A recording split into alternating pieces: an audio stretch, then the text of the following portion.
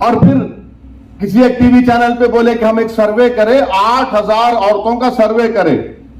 अरे दीवाने, मुस्लिम personal law board ने 4 करोड़ 80 लाख लोगों का सर्वे ओपिनियन लेके सीडी में 21 लॉ कमीशन को दिया, और तुम 8,000 की बात कर रहे हो। उस 4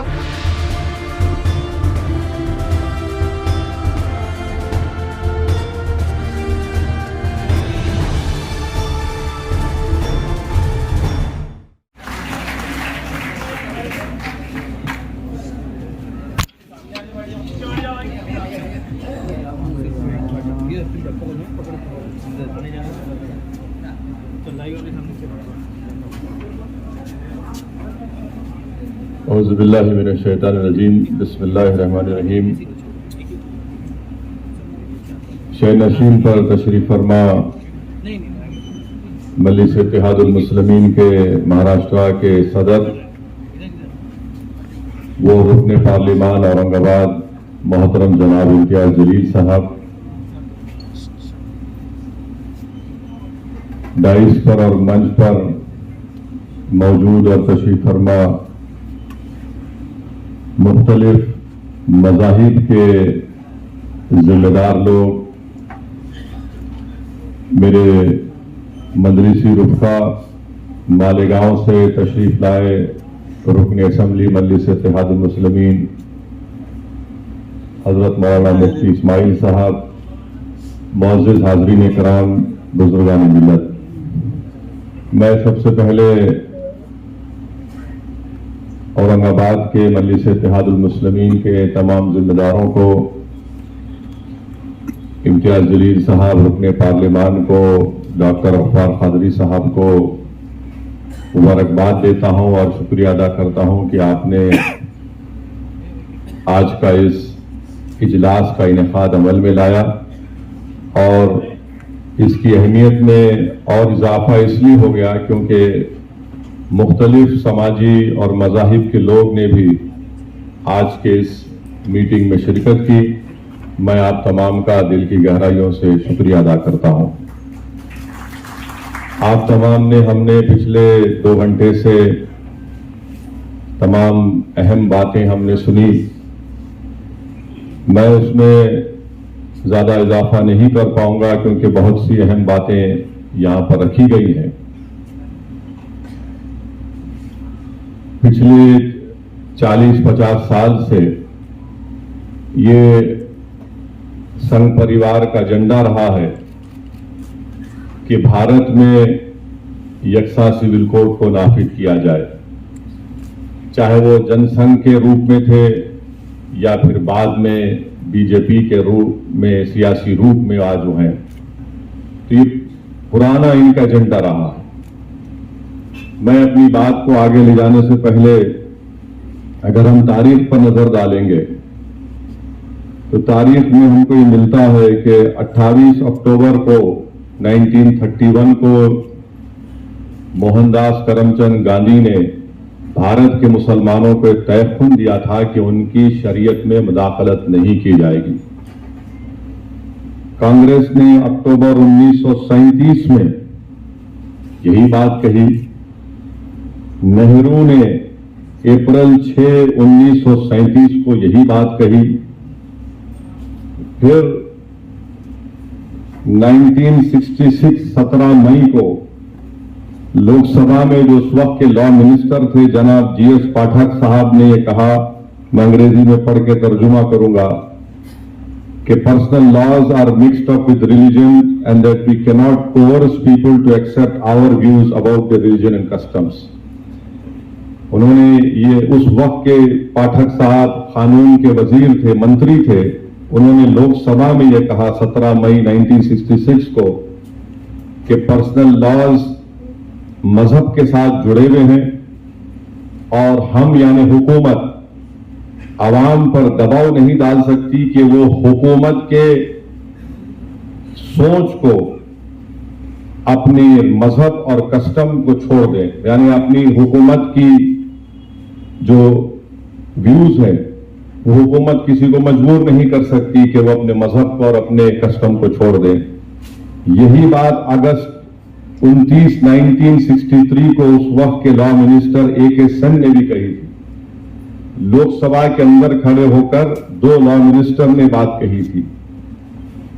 अब यहां पर बार बार यह कहा जाता है कि जैसा कि अभी यहां पर जिक्र किया गया, मुफ्ती साहब ने कहा कि हमारे वजीर आजम ने कहा कि कैसे एक घर में 2 कानून रह सकते हैं। मैं इस बात का इकरार करता हूं कि भारत के प्रधानमंत्री सबसे ज्यादा पढ़े लिखे और हम सब थम्स अप हैं,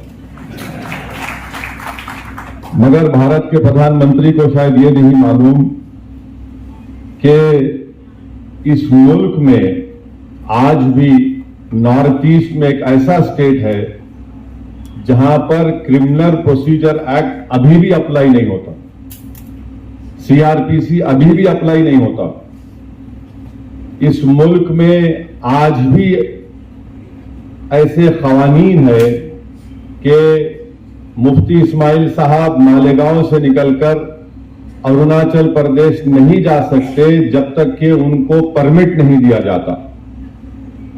हमारे वतन अजीज में यह भी कानून है कि कोई भी औरंगाबाद से उठकर हिमाचल प्रदेश की एग्रीकल्चर जमीन नहीं खरीद सकता।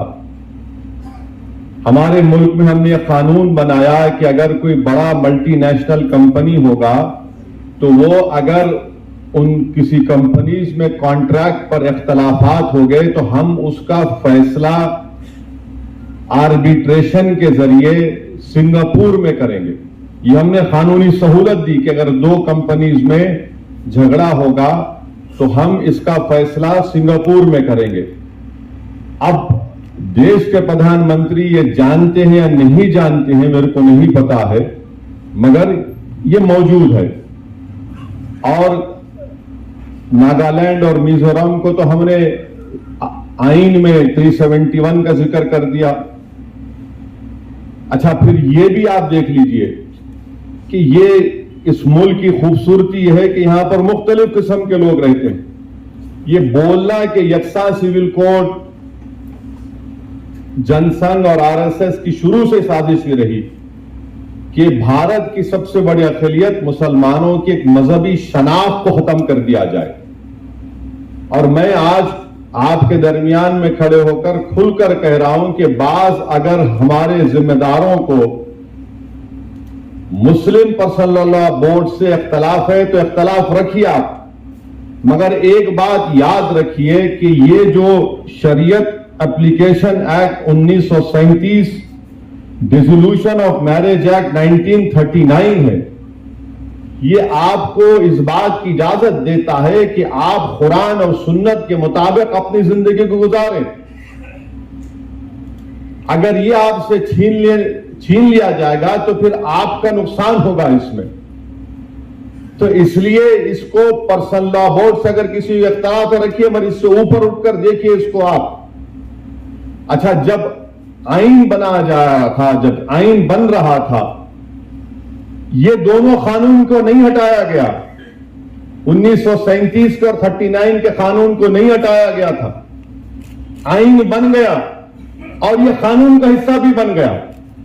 तो जो बात अंबेडकर और उस कमेटी में आईन बनाने वालों ने नहीं सोची, आज भारतीय जनता पार्टी सोच रही है। और मेरा मानना यह है कि मैंने शुरू से कहा और आज भी कह रहा हूं कि अंबेडकर से बड़ा संविधान को समझने वाला आज तक कोई पैदा नहीं हुआ, ना पैदा होगा। ये एक बात। अब जो अहम बात यह है कि यह बोला जाता है कि दुनिया में कहां पर है 2 कानून, बताओ आप। तो हम उन लोगों को बताना चाह रहे हैं जो भारत के लोगों को बेवकूफ समझते हैं। इंग्लैंड में जाइए आप, मैं पढ़ा हूं इंग्लैंड में। इंग्लैंड में 2 क्रिमिनल लॉ है, एक स्कॉटलैंड का है, एक इंग्लैंड का है। क्या मुल्क कमजोर हो गया? फिर बोलते नहीं यहीं पर तुमको पर्सनल लॉ है। नहीं, गलत। पड़ोस में श्रीलंका है, वहां पर पर्सनल लॉ है, श्रीलंका में है। अच्छा, फिर आप दुनिया में बोलते कहां है बताओ। आपको जानकर हैरत होगी कि इजराइल में, इजराइल के जो इजराइली मुसलमान है, वहां के शहरी, उनको पर्सनल लॉ उनका है, उनका चलने की इजाजत है। फिर सिंगापुर में है। अब आप बताइए, फिर ये बार बार ये झूठ फैलाया जाता है कि नहीं सिर्फ भारत में इनकी तुष्टीकरण हो रही, ये नहीं है। अब मैं आपके सामने जो बातें रखना चाह रहा हूं कि ये यूनिफॉर्म सिविल कोड से सबसे ज्यादा अगर तकलीफ होगी तो हमारे हिंदू भाइयों को होगी।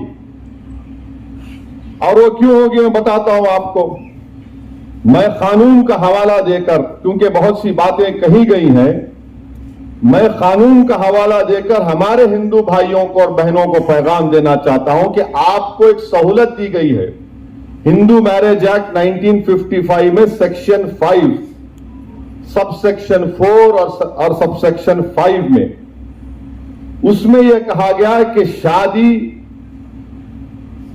उन लोगों में नहीं हो सकती जिनमें सपिंडा रिलेशनशिप हो, मगर आगे जाकर कहा गया however there is an exception carved out if there is a custom और यूसेज। यानी आप माने अगर आपके हिंदू भाइयों में है कि अगर उनके वालिद के 7 नस्लों में और मां की तरफ से 5 नस्लों में कोई रिश्तेदार है तो शादी नहीं होगी, मगर उसका एक्सेप्शन दे दिया आप, यानी उसका एक्सेप्शन उनको दे दिए।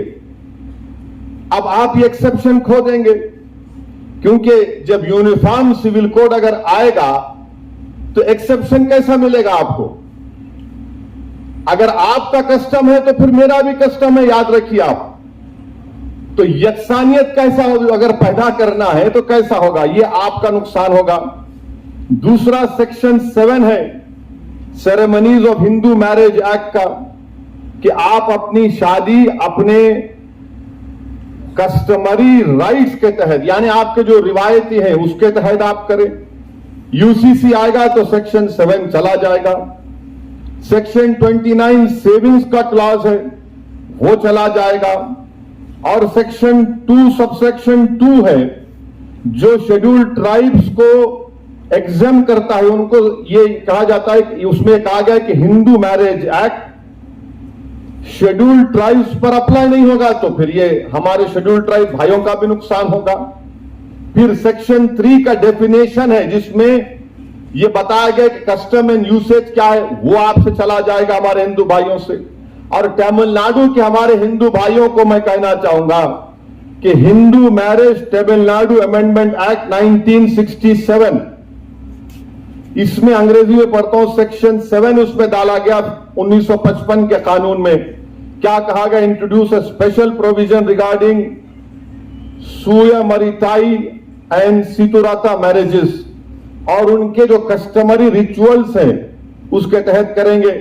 अब जब यूनिफॉर्म सिविल कोड लाया जाएगा तो आप इस चीज से महरूम हो जाएंगे तमिलनाडु में। फिर हिंदू सक्सेशन एक्ट पर आ जाइए आप। हिंदू सक्सेशन एक्ट ये कहता है कि सेक्शन 5, ये देखिए सेक्शन 5 आप लूज कर देंगे।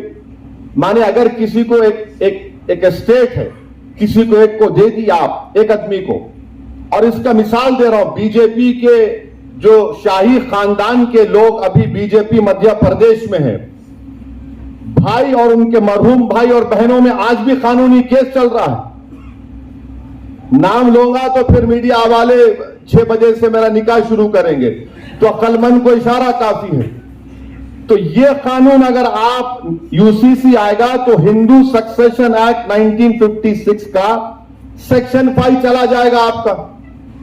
और फिर आप आ जाइए section 6 devolution of interest in को पार्सनरी प्रॉपर्टी, यह भी गायब हो जाएगा। इससे नुकसान हमारे हिंदू भाइयों को होगा। क्यों होगा? क्योंकि जॉइंट हिंदू फैमिली में को पार्सनरी है वो ज्यादातर मिताक्षरा कानून पर है। अब मुसलमानों को समझने की जरूरत है कि हमारे हिंदू भाइयों में 2 स्कूल ऑफ थॉट है, एक दया भागा है, एक मिताक्षरा है। तो अब ये होगा तो फिर ये मिताक्षरा के स्कूल ऑफ थॉट से आप लोग महरूम हो जाएंगे।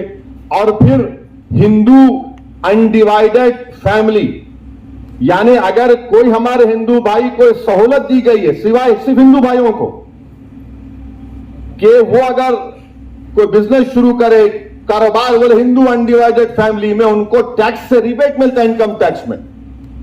और अगर यूसीसी आएगा तो हमारे हिंदू भाइयों को 2015 का इनकम टैक्स का ये रिकॉर्ड बताता है कि 3065 करोड़ रुपया अगर उनको टैक्स रिबेट मिला। अब ये कैसा रहेगा फिर यूसीसी में, ये हमारे हिंदू भाइयों को सोचना पड़ेगा। फिर आप आ जाइए, सेक्शन 2 है उनका, सबसेक्शन 2 है, सेक्शन 3 है। अच्छा, हिंदू माइनॉरिटी गार्डियनशिप एक्ट है, सेक्शन 6 चला जाएगा, सेक्शन 6 चला जाएगा हिंदू माइनर के ताल्लुक से। फिर Hindu adoption and maintenance act 1956 है, उसमें एक बात कही गई कि अगर आप किसी को एडॉप्ट करना चाहते हैं, गोद लेना चाहते हैं, तो कानून तो यह है कि आप किसी को गोद लेंगे जो किसी शादी नहीं हुई। मगर यहां पर हिंदू भाइयों को एक एग्जेम्पशन दिया गया कि अगर आपका कस्टम है कि वहां पर किसी की शादी भी हो जाती तब भी हम उसको गोद ले सकते हैं, या आप इससे महरूम हो जाएंगे। और 15 साल से ज्यादा भी है, अगर कस्टम है तो आप ले सकते, आप उससे भी महरूम हो जाएंगे। तो ये बात समझने की जरूरत है। और अगर आरएसएस ये समझ रही है कि मुल्ला जी को निशाना बनाएंगे, तो भाई साहब आप हमारे नाम पे किसी और का नुकसान कर रहे हैं आप। और आप ये मत समझिए कि ये बातें सब नहीं निकलेंगी, आज निकल चुकी हैं, कल भी निकलेंगी। अब हमारे सिख भाई यहां पर बुजुर्ग बैठे हैं, उन्होंने अपनी तकरीर में अपने गुरु का फारसी शेर पढ़ा, मैं उनको आपको बताना चाह रहा हूं सर, इसमें आपका कैसे नुकसान होगा सिखों का। आपके पास 2012 में आनंद मैरिज एक्ट लाया गया, आनंद कराज, आपको सहूलतें दी गई सिखों की तहजीब और आपकी आइडेंटिटी को बरकरार रखने के लिए।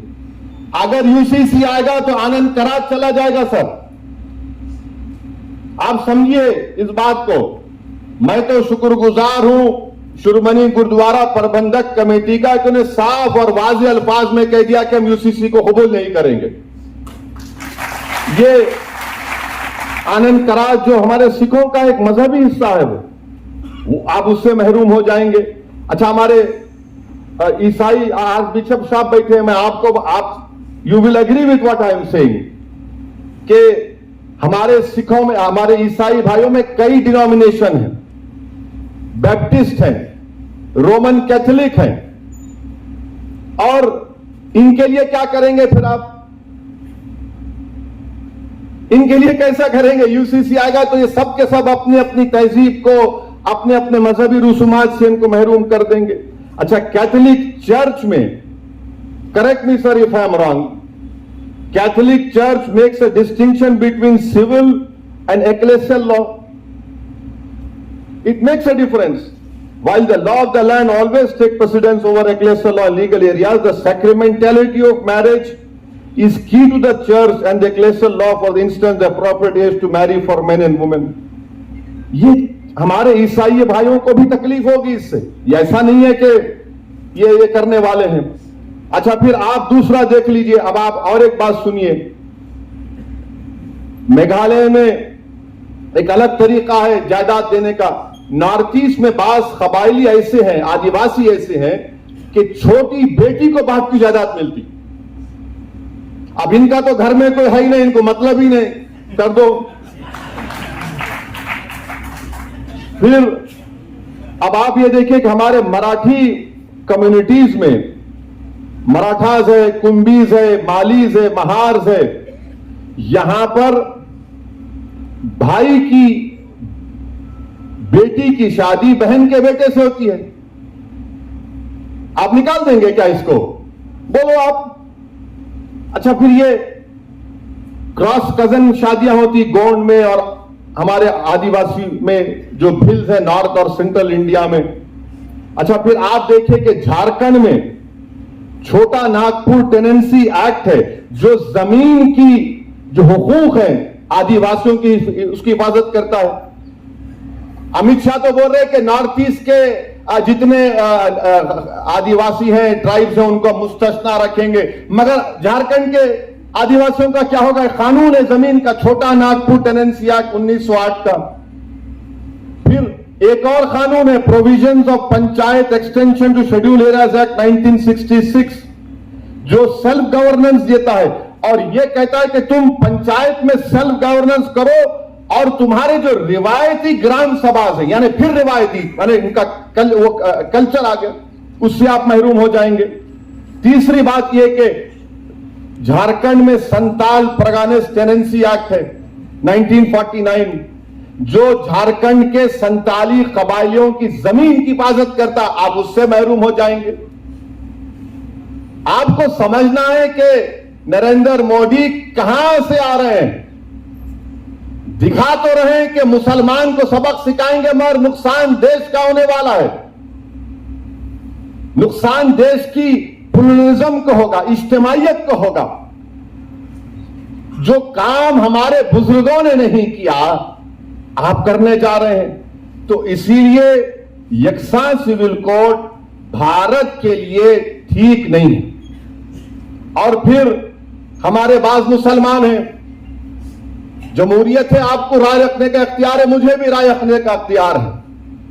और जो लोग आज नरेंद्र मोदी के इशारों पर कठपुतली बनकर नाच रहे, मैं तुमको सरकारी मुसलमान पुकारता हूं।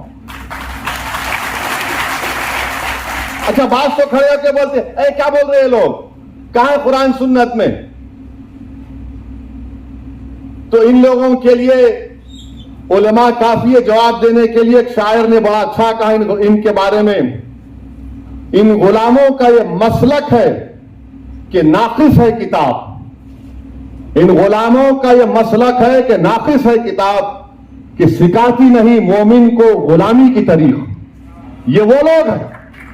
और किसी शायर ने एक जगह पर अच्छा कहा, खुद बदलते नहीं कुरान को बदल देते हैं, हुए किस दर्जे के फकीयान हरम बेतौफीक।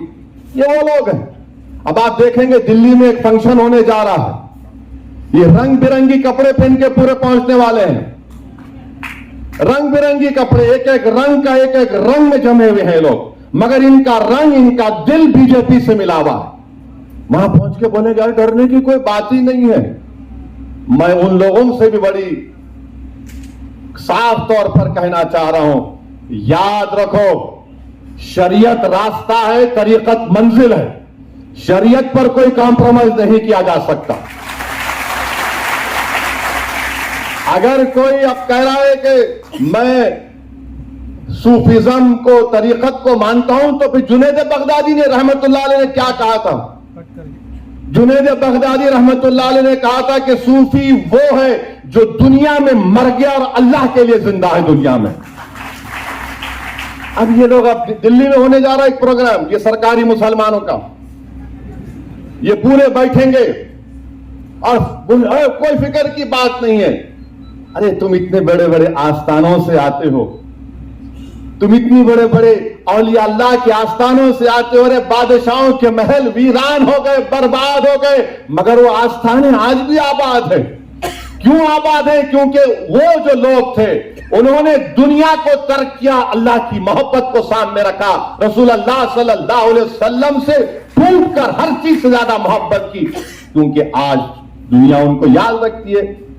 मगर आज दिल्ली में आप जाएंगे और आप बोलेंगे नहीं, कुछ परेशानी की बात ही नहीं है, कुछ भी नहीं है। मेरे दोस्त, आपको अगर ये हुकूमत की खुशामद करना है, करिए, मगर एक लाइन डालिए, एक लाइन डालिए, उससे आगे मत जाइए आप। अच्छा, और एक बात मैं आपको बताकर, क्योंकि असर का वक्त होने वाला है। हाँ बिल्कुल, आप पंचवक्ता नमाजी नजर आ रहे हैं, माशाअल्लाह, अच्छा है, बहुत अच्छा है, वेरी गुड। मेरे लिए दुआ करना भाई, गुनाहगार हूं। दुआ यह करना कि अल्लाह जबान में और तेजाबगी दे। अच्छा, ये अब मुसलमानों को निशाना बनाते, हर टीवी प्रोग्राम आप देखो यकसा सिविल कोड का होता, क्या दिखाते टीवी पे? बुरखे में जा रहा है बहन हमारी बेटी, और एक मुसलमान टोपी पहन के जा रहा। इनको ऐसा है, ये बड़े तकलीफ में है, इन पे जुल्म किया जा रहा है, जायदाद में हिस्सा नहीं दिया जा रहा है। मैं चैलेंज के साथ कह रहा हूं, दुनिया में अगर सबसे पहले किसी ने किसी महिला को जायदाद में हिस्सा दिया तो वो रसूल अल्लाह सल्लल्लाहु अलैहि वसल्लम इस्लाम है। इस्लाम ने कहा दो औरत को जायदाद में हिस्सा दो। नहीं मगर आप टीवी पे दिखाते बड़ा जुल्म हो रहा। अरे ये बिल्किस बानो का जुल्म तुमको याद नहीं आया? बिल्किस बानो को तुम भूल गए? ये जो बच्चों को जो नासिक में गाड़ी से उतारकर मॉब लिंचिंग करके मार दिया गया, उनकी कमजोरी तकलीफ याद नहीं आई तुमको? जिन बच्चियों को हिजाब पहन के जा रहे हैं उनका हिजाब खींचा जाता है, वो तकलीफ याद नहीं आई आपको? अब ये बताना कि देखिए मुसलमान, अरे मेरे दोस्त सच्चाई ये है। और फिर और एक बात कि मुसलमान बहुत शादियां करते, कहां है रिकॉर्ड? बताओ कितने शादियां हम करें, बताओ, निकाल के बताओ ना कितने शादियां मुसलमान करे, कितने शादियां हमारे हिंदू भाई करे, कौन कौन से कितने करे बताओ। अच्छा जो करे उनके साथ उनकी जोरू नहीं रही थी।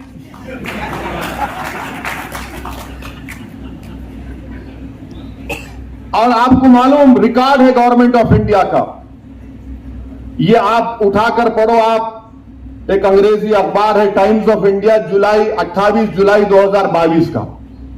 हजरत गूगल पर जाइए, बहुत लोगों को शौक है आजकल रिलीजन, दीन वहां से सीख रहे, उलमाओं के पैर के पास बैठ के नहीं सीख रहे, इसलिए मनचले निकल रहे।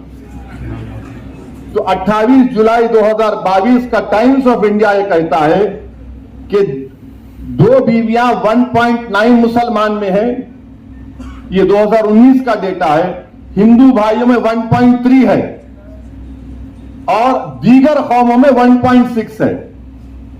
यानी ये जो परेशानी 2 बीवी की है सिर्फ हमारी नहीं है, दूसरों के भी है। और हिंदू और मुसलमानों में 0.6 का फर्क है। अब आप बोलेंगे कि भाई अब बताओ, फर्क बताओ, सऊदीन ओवैसी मुसलमान की दूसरी बीवी रही और दूसरों की दूसरी बीवी रही, तो क्या फर्क है? फर्क यह है कि वो मेरी बीवी है और दूसरों में बीवी नहीं है। फर्क यह है कि उसको मेंटेनेंस मिलता, फर्क यह है कि उसको अपने रहने के लिए घर मिलता, यह फर्क है। अच्छा फिर आप बोलेंगे कि हमने मुल्क में कानून बना दिया, चाइल्ड मैरिज एक्ट बना दिया। बिल्कुल बनाया, मगर क्या यह सच नहीं है कि चाइल्ड मैरिज एक्ट में 84% चाइल्ड मैरिज होती है हमारे हिंदू भाइयों की? कानून तो आप बना दिए। अच्छा ऊपर से और एक बात देखो आप, जब चाइल्ड मैरिज हो जाती है, मैरिज खत्म नहीं होती, वॉइड होती है, वॉइड होती है। यही तो हम बता रहे हैं। हम ये नहीं कह रहे हैं कि मुसलमानों में कमजोरियां नहीं है, यकीनन जहेज की लानत है जैसा सब जगह पर है, यकीनन हमारे बहनों को बच्चियों को और उठाना है जैसा कि सब जगह पर है। मगर आपको सिर्फ इस बात की फिक्र है, आप हमारी शनाख्त को हमसे छीनना चाहते हैं, अब और कुछ नहीं है आपका। रिजर्वेशन आप नहीं देना चाहते, नहीं मजहब के नाम पे नहीं देते, मगर मजहब छीन के हमको ताकतवर बनाना चाहेंगे आप। रिजर्वेशन दो महाराष्ट्र में, नहीं देंगे, नहीं मजहब के नाम पे नहीं दे सकते, मगर हम मजहब की शनाख्त छीन के तुमको ताकतवर बनाएंगे। ये कौन सी मिसाल है बताइए आप? और फिर आप ये भी देख लीजिए कि 2000 से 2019 तक फीमेल इन्फेंटिसाइड, यानी अगर किसी खातून के पेट में मालूम हो जाए कि बेटी है, तो 2000 से लेकर 2019 तक 86% बच्चियां मिसिंग हैं। यानी उत्तराखंड की जितनी आबादी है, करीब करीब उतनी आबादी उतने बच्चियां मिसिंग है। कौन जिम्मेदार है उसका बोलो आप? कानून तो हम बना दिए। अच्छा सेक्स रेशियो आप देखो मुसलमानों का दूसरे रिलीजन के साथ, सबसे अच्छा सेक्स रेशियो मुसलमानों का है। तो ये चीजें हमको आपको समझने की जरूरत है। मध्य प्रदेश में हमारे आदिवासी, शहरी आदिवासी खड़े हुए हैं, खड़े हुए वो। अच्छा मैं चाहूंगा कि देवेंद्र फडणवीस जरा महाराष्ट्र के ट्राइबल एरिया में जाके बात करें यूसीसी की। शिंदे चले जाए, अब तो 3 in 1 हो गए, अजीत पवार भी चले जाए। महाराष्ट्र के आदिवासी एरिया में जाके बोले हम लाएंगे, देखो क्या नतीजा निकलता वहां पे। करो आप। छत्तीसगढ़ में जाके बोलो अब इलेक्शन है 3-4 महीने में। राजस्थान के कबायलियों को बोलो आप, आदिवासियों को। हम यही बताना चाह रहे हैं कि ये जो भारत की खूबसूरती जिसका जिक्र इम्तियाज जलील साहब ने किया, यही खूबसूरती है भारत की। बार बार बताते अमेरिका में ऐसा है कि अमेरिका में, अरे अमेरिका में ये कल्चर है। अमेरिका में इतने कल 2000 से 3000 कितने कल्चर है नहीं है। अच्छा, अमेरिका में हर स्टेट में उसका अलग कानून है, मगर फिर भी अमेरिका ताकतवर है। यहां उल्टा बोलते, भारत के वजीर आजम बोले कि एक मुल्क में, एक घर में 2 कानून कैसा रहेंगे। तो ये बातें हैं, इसको समझने की जरूरत है। और अगर नहीं समझेंगे तो फिर आप मुल्क को कमजोर करना चाहते हैं। और फिर किसी एक टीवी चैनल पे बोले कि हम एक सर्वे करें, 8000 औरतों का सर्वे करें। अरे दीवाने, मुस्लिम पर्सनल लॉ बोर्ड ने 4 करोड़ 80 लाख लोगों का सर्वे ओपिनियन लेके सीडी में 21 लॉ कमीशन को दिया, और तुम 8000 की बात कर रहे हो। उस 4 करोड़ 80 लाख में आधे हमारी बहनें हैं, बेटियां हैं, जिन्होंने रद्द किया कि हमको यकसा सिविल कोर्ट नहीं चाहिए। अब आप बता रहे हैं। तो ये मकसद एक ही है कि भारत के इस खूबसूरती को हमेशा के लिए प्लुरलिज्म को खत्म करके रख दिया जाए। भारत के वजीर आजम क्या बोलते हैं कि एक भारत एक इलेक्शन, एक भारत एक टैक्स, एक भारत एक कल्चर, एक भारत एक मजहब, एक भारत एक शनाख्त। अब हद ये हो गई कि रुके नहीं, उन्होंने बोला नहीं एक भारत एक फर्टिलाइजर। कैसा एक फर्टिलाइजर हो सकता है मेरे बताइए आप। अनेक बोले जा रहे हैं, बके जा रहा हूं जुनू में क्या क्या, और सामने बता रहे हैं मुल्ला जी को मुसलमान देखो इनको हम सबक सिखा, नहीं आप सबका नुकसान करने वाले हैं। तो इसीलिए हम तमाम को, और खास तौर से हमारे हिंदू भाई बहनों को समझना पड़ेगा कि आपका कितना बड़ा नुकसान होने जा रहा है। आप किस चीज से महरूम हो जाएंगे। और ये बार बार ये जो दुम छल्ले हैं, अरे क्या होता नहीं है, क्या दीन खत्म हो जाता। अरे दीवाने, दीन खत्म होने के लिए नहीं आया, दीन सुबह कयामत तक रहेगा। दुनिया उस वक्त खत्म होगी जब कलमा बोलने वाला नहीं रहेगा, जब दुनिया खत्म होगी। मगर मैं ये दीन की बात नहीं कर रहा हूं, मैं मुल्क की, आइन की, दलितों की, आदिवासी की, क्रिश्चियन की, हिंदू भाइयों की, सबकी बात कर रहा हूं, देश के हित में बात कर रहा हूं। मगर इसको चेंज कर देते। अब हमारे मीडिया वाले भी सोच रहे होंगे कि अब कहां से इसको पकड़ना। नहीं पकड़ सकते आप। कहां से पकड़ते पकड़ो आप। कोई कैरम बोर्ड है, क्वीन को कब गिराएंगे, किंग को कब गिराएंगे। मुल्क है भाई, मुल्क को चलाना है। ये भारत है, 130 करोड़ का देश है। इसको आप 2 मिनट नूडल के साथ नहीं चला सकते। लाई नूडल खरीदे, 5 मिनट बनाए, अम्मा देखा, बच्चे को खा, बच्चा खाता बैठ के। ये ऐसा नहीं है भारत। ये 130 करोड़ का देश है। यहां पर हमा किस्म के लोग हैं, हमा किस्म के रंग के लोग हैं, हमा किस्म के सोच के लोग हैं। इसीलिए तो हमारे बुजुर्गों ने तो अंग्रेजों से खिलाफ लड़ा था कि इस मुल्क को ऐसा रखेंगे हम। और मैं अपनी बात को खत्म करूंगा इस बात पर, 2 बात पर खत्म करूंगा कि जो हमारा 21वां लॉ कमीशन था, चौहान साहब ने क्या कहा था कि cultural diversity cannot be compromise to the extent that our urge for uniformity itself becomes a reason for threat to the territorial integrity of the nation। Justice Chauhan sahab 21वीं लॉ कमीशन के chairman थे। उन्होंने कहा कि कल्चरल जो diversity है, इस मुल्क की जो खूबसूरती है, उसको कॉम्प्रोमाइज इस हद तक नहीं किया जा सकता यूनिफॉर्मिटी के नाम पर कि ये हमारे भारत की टेरिटोरियल इंटीग्रिटी के लिए खतरा बन जाए। ये सुप्रीम कोर्ट का जज कह रहा है, बीएस चौहान साहब कह रहे हैं। और फिर बाबा साहेब अंबेडकर ने क्या कहा था? बाबा साहेब अंबेडकर ने यह कहा था, बाबा साहेब अंबेडकर ने कहा था, कब कहा था वो भी बोल रहा हूं, 2 दिसंबर 1948 को बाबा साहेब अंबेडकर ने कहा था, It is therefore quite impossible for anyone to conceive that the personal law shall be excluded from the jurisdiction of the state. Having said that, I should also like to point out that all the state is claiming in this matter is a power to legislate.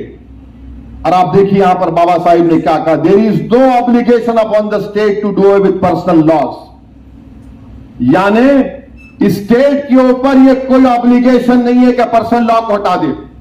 फिर बाबा साहब आगे कहते हैं कि it is only giving a power, therefore no one need be apprehensive of the fact that if the state has the power, the state will immediately proceed to execute or enforce that power in a manner that may be found to be objectionable by the Muslims or by Christians or by other community in India. फिर बाबा साहब कहते हैं, we must all remember, सबको इस बात को याद रखना है, बशमूल मुसलमानों को, माने बाबा साहिब कह रहे हैं अंदर पार्लियामेंट में जब आइन बनाया जा रहा था, including members of Muslim community have spoken on this subject that no one can, though one can appreciate their feelings very well, that sovereignty is always limited, no matter even if you assert that it is unlimited, because sovereignty in the exercise of that power must reconcile itself to the sentiments of different communities. No government can exercise its power in such a manner as to provoke the Muslim to rise in rebellion. ये बाबा साहिब ने कहा कि कोई भी हुकूमत अपनी इख्तियारात को इस तरह से अगर इस्तेमाल करेगी कि मुसलमानों को प्रोवोक करे कि वो रोडों पर निकल कर आए, रेबेलियन करें, ये बाबा साहेब अंबेडकर ने कहा। और क्या कहा बाद में बाबा साहेब ने, I think it would be a mad government if it did so. Baba Saheb ने कहा अगर ऐसा कोई करेगा तो पागल हुकूमत है, ये बाबा साहेब अंबेडकर ने कहा था। But that is a matter which relates to exercise of the power and not to the power itself, ये बाबा साहेब अंबेडकर ने कहा था। अब नरेंद्र मोदी जो बाबा साहेब अंबेडकर का नाम लेते लेते नहीं थकते, उनको पढ़ना चाहिए। ये आरएसएस वालों को जो झूठी मोहब्बत करते हैं बाबा साहिब से, उनको पढ़ना चाहिए। और ये जो सेकुलर पार्टी है, चाहे वो कांग्रेस हो, राष्ट्रवादी हो, उनको मैं पूछना चाह रहा हूं, कांग्रेस पार्टी को, गांधी ने अक्टूबर 28 1931 को नहीं कहा था? क्या कांग्रेस ने अक्टूबर 1937 को नहीं कहा था? क्या नेहरू ने अप्रैल 6 1937 को नहीं कहा था? बोलो फिर, मुंह खोलो। और वो लोग जो मुझ पर, मुफ्ती इस्माइल पर, इम्तियाज जलील पर, डॉक्टर गफ्फार कादरी पर इल्जाम लगाते हैं, बी टीम, अरे कहां गए तुम लोग? आज गूंगे बन के बैठे हो? तुम शरीयत की हिफाजत के लिए तुम्हारी जबान को जुम्बिश नहीं देते? इलेक्शन आ जाएगा तो गुलामी करने के लिए तैयार हो जाते हो। अरे आज बोलो ना, कल क्या बोलोगे जब हिसाब किताब का मैदान होगा? आज बोलो, बोल के दिखाओ, जाओ बोलो, अपनी पार्टियों को मुंह खोलो, रोको इस चीज को। मगर इलेक्शन आएगा, नहीं नहीं नहीं, ये लोग वोट तोड़ते हैं। अरे हम भारत के लिए बात कर रहे हैं, हमको इस बात का संविधान आर्टिकल 25 आर्टिकल 44 से बड़ा है, आर्टिकल 29 आर्टिकल 44 से बड़ा है। ये फंडामेंटल राइट है मेरा, आर्टिकल 14 मेरा राइट है। मगर ये लोग आज गूंगे बनकर बैठे हैं। ये बेहतरीन आपको एक, आपके सामने इन तमाम मुहिबान कौम के चेहरा सामने आ रहा है। इलेक्शन आएगा तो थकते नहीं। अरे देखो, जिंदगी मौत का मामला, ये जिंदगी मौत का नहीं है, ये शनाख्त छीन ले रहे मेरी, ये मेरी शनाख्त छीन ले रहे। अरे अगर तुम्हारे दिलों में कुरान और उसके रसूल की सल्लल्लाहु अलैहि वसल्लम की मोहब्बत है तो बोलो, आज बोलो। आज कानून की सहूलत तुम्हारे पास है। और फिर दूसरा ये इतराज, अरे वो पाकिस्तान प्राइम मिनिस्टर बोले पाकिस्तान में बर्खास्त हो गया, वो फुला मुल्क में बर्खास्त हो गया। नरेंद्र मोदी, आप इंडिया के प्राइम मिनिस्टर हैं या वो मुस्लिम कंट्रीज के हैं? आप मेरे को उनसे क्या करना है? मेरे को ईरान से क्या मतलब, मेरे को यूएई से क्या मतलब, मेरे को सऊदी अरेबिया से क्या मतलब, मेरे को मिस्र से क्या मतलब, पाकिस्तान से तो मतलब ही नहीं था। तो इसलिए हमने टू नेशन थ्योरी को ठुकराया जिना की। मगर भारत के प्रधानमंत्री उनकी मिसाल देते। भारत के प्रधानमंत्री आप नहीं जानते, भारत देश में हमारे जो मुस्लिम उलेमा हैं, मुस्लिम मुहद्दिस हैं, मुसलमानों के जो फुक़हा हैं, मुसलमानों के जो मुफस्सिर हैं, दुनिया में उनके से कोई ऐसे उलमा नहीं है जो भारत में है, मगर आपको मालूम ही नहीं। और इनको नफरत क्या है बताता हूं। एक पर्सनल लॉ बोर्ड है, इस पर्सनल लॉ बोर्ड के अंदर एक ओवैसी भी बैठा है, एक देवबंदी भी बैठा है, एक सूफी भी बैठा है, एक बरेलवी भी बैठा है, एक तबलीगी भी बैठा है, एक महदवी बैठा है, एक शिया बैठा है, एक अहले हदीस बैठा है। ये इन लोगों को डर होता, ओहो एक जगह पर पूरों को बिठा दिए। बड़ी तकलीफ होती है उनको इस बात की भी, याद रखिए आप इस बात को। और ये आसान काम नहीं है, ये आसान काम नहीं है सबको एक जगह बिठाना। इनको वो समझ में नहीं आता कि कैसा इनको इंतशार पैदा कर देना, कैसा इनको मुंतशिर कर देना। तो ये एक बहुत बड़ी साजिश का हिस्सा है। इसीलिए चंद बातें मैं आपके सामने बड़े अखलास के साथ अर्ज किया हूं। मैं मुबारकबाद देता हूं औरंगाबाद के हमारे तमाम मजलिस के रुफ़क़ाओं को, खासतौर से इम्तियाज जलील साहब को और हमारे डॉक्टर गफ्फार कादरी, तमाम अराकीन बल्दिया को, और हमारे तमाम सिख भाई को, हमारे आज बिशप साहब को, बौद्ध समाज के जिम्मेदारों को और इंटेलेक्चुअल्स को जो आज यहां पर आए और हमने यहां से इत्तेहाद का पैगाम किया है। हम उम्मीद करते हैं कि भारत के वजीर आजम इस इत्तेहाद के पैगाम की इज्जत करेंगे, एहतराम करेंगे और उसको कबूल करेंगे। वाखिर दावान अल्हम्दुलिल्लाह रब्बिल आलमीन।